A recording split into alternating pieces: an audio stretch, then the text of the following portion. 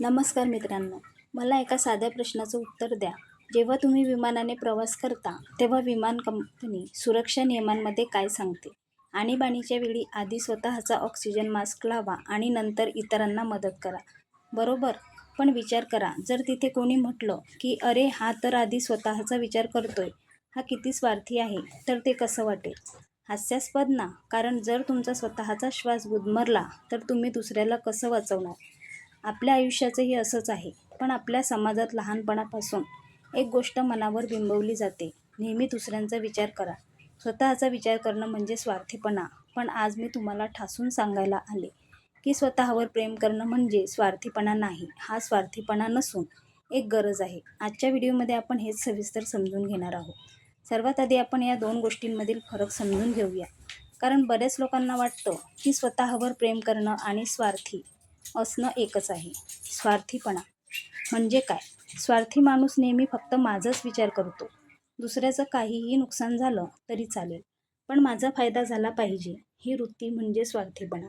यामध्ये इतरांबद्दल आदर किंवा सहानुभूती नसते.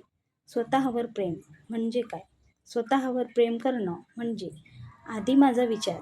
याचा अर्थ असा, की मी इतरांना मदत करेन, इतरांवर प्रेम करेन, पण स्वतःला संपवून किंवा स्वतःचा छळ करून नाही. स्वतःच्या मानसिक आणि शारीरिक आरोग्याची काळजी घेणं म्हणजे सेल्फ लव्ह. आपल्या रोजच्या आयुष्यात काय करतो? ऑफिसमध्ये बॉसला खुश करायचंय म्हणून स्वतःची तब्येत बिघडेपर्यंत ओव्हरटाईम करतो. नात्यांमध्ये समोरच्याला वाईट वाटू नये म्हणून मनाच्या विरुद्ध जाऊन प्रत्येक गोष्टीला हो म्हणतो. मित्रांना नाराज करायचं नाही म्हणून स्वतःचा वेळ वाया घालवतो. थोडक्यात काय? तर आपण सगळ्यांना आनंदी ठेवण्याचा विडा उचलतो. पण या सगळ्यात एक व्यक्ती कायम रडत असते. ती व्यक्ती म्हणजे तुम्ही स्वतः. रिकाम्या चहाच्या कपामधून तुम्ही कोणाला चहा देऊ शकत नाही. जर तुम्ही आतून रिकामे असाल, तर तुम्ही जगाला तरी काय आनंद देणार? आता आता पाहूया, की जेव्हा तुम्ही स्वतःवर प्रेम करायला लागता, तेव्हा तुमच्या आयुष्यात काय बदल होतात. पहिलं म्हणजे मानसिक शांतता आणि आत्मविश्वास. जेव्हा तुम्ही स्वतःला स्वीकारता, तुमच्या दोषांसह स्वतःवर प्रेम करता, तेव्हा तुमचा आत्मविश्वास वाढतो. तुम्हाला प्रत्येक गोष्टीसाठी दुसऱ्यांच्या मंजुरीची, व्हॅलिडेशन गरज भासत नाही. दुसरं म्हणजे नात्यांमध्ये सुधारणा. हा सर्वात मोठा गैरसमज आहे, की स्वतःवर प्रेम केल्याने नाती बिघडतात. उलट जेव्हा तुम्ही स्वतःचा आदर करता, तेव्हाच तुम्ही इतरांनाही खरा आदर आणि प्रेम देऊ शकता. तुम्ही नात्यांमध्ये भिकारी बनत नाही, तर दाते बनता. नाही म्हणण्याची ताकद. स्वतःवर प्रेम करणारी व्यक्ती योग्य वेळी नाही म्हणायला शिकते. जर एखादी गोष्ट तुमच्या मानसिक शांततेच्या आड येत असेल, तर त्याला नम्रपणे नकार देणं हा स्वार्थीपणा नाही, तो तुमचा हक्क आहे. चौथं म्हणजे उत्तम शारीरिक आणि मानसिक आरोग्य. वेळेवर जेवणं, पुरेशी झोप घेणं, स्वतःच्या छंदांसाठी वेळ काढणं, या गोष्टींसाठी तुमचा ताणतणाव कमी होतो. हे ऐकायला खूप छान वाटतंय, पण करायचं कसं? चला, मी तुम्हाला काही सोप्या गोष्टी सांगते. स्वतःशी चांगलं बोला.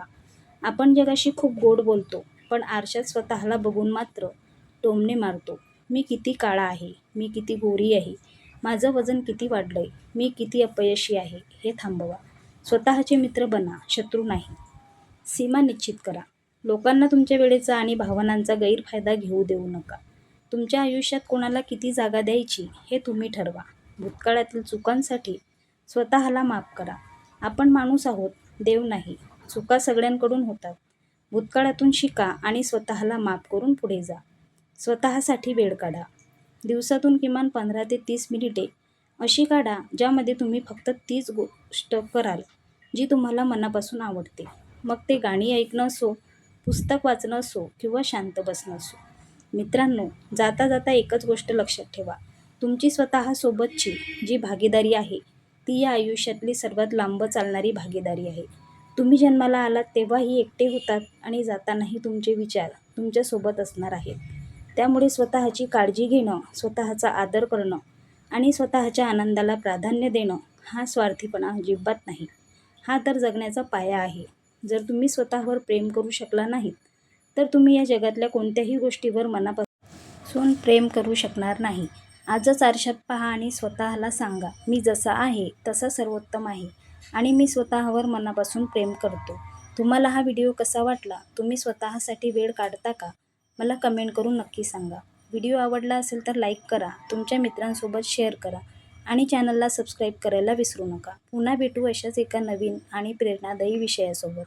तोपर्यंत स्वतःची काळजी घ्या आणि स्वतःवर प्रेम करत राहा. धन्यवाद.